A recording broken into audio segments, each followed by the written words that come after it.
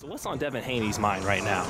I'm just excited for the future. I've been saying that I was a contender for, a while now, and now the boxing world is about to finally see, what I'm going to do at that top level. So how close is a world title fight, you feel, realistically? It's very close, I'm just excited for, the world to see, what's next for me. I haven't finalized anything, but, it's definitely some big things ahead.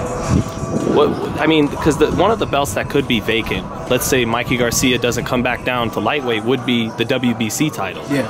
Do you think you could find your way to fighting for what would be a vacant WBC title? Hopefully, I'm ranked, Anthony Corolla, he's going to be fighting he's going to fight Lomachenko. Right. So, right now I'm number 4.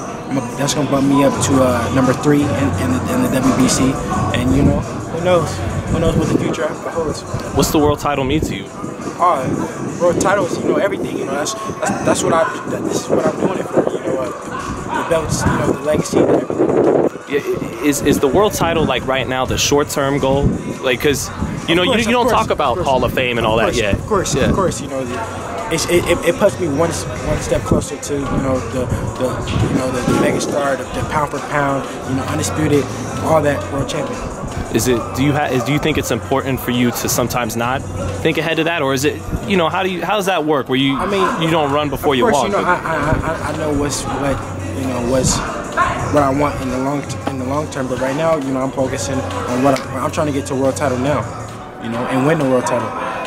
Ultimately, do you think pound for pound could be yours? Yes. I feel like I have the style, I have the mindset, the smartness, the intelligence to beat pound for pound one day. And let's say this world title fight, it happens, and it's against some of the top veteran names. What's going to be the tough? Because everyone talks about experience. Do you think that's tough to overcome when a guy has more experience than you? More experience as far as what? Under those lights or what? Because like I was saying, they said Mason Menard had more experience than me, and it showed that I had far more experience than him. I didn't have gym wars. I didn't, on the amateur scene, I didn't been in there with the best of the best. So what do you mean when you say more experience? It's like, do they really?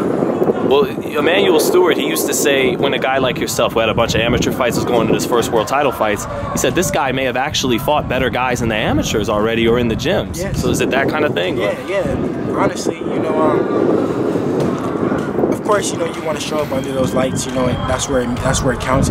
Sparring doesn't count, but in the gym is where you learn and where you get experience, and that's where I have. I just sparred the best of the best. You name them, I've sparred them. These guys, they come from UK or Russia. They fight these guys. They fight some of these guys under lights, but they're not sparring world champions on the daily like I am, or being around world champions, being in the gym with world champions like I am. So what is probably the date then for when you come back? Do you got a date in mind? Month?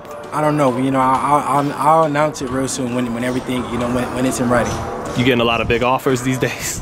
Oh, that's nothing new. I've been getting big offers since I turned pro. That's nothing new. They're getting bigger though, aren't they? Yeah, they're definitely getting bigger. I'm staying patient. And who knows what the future holds.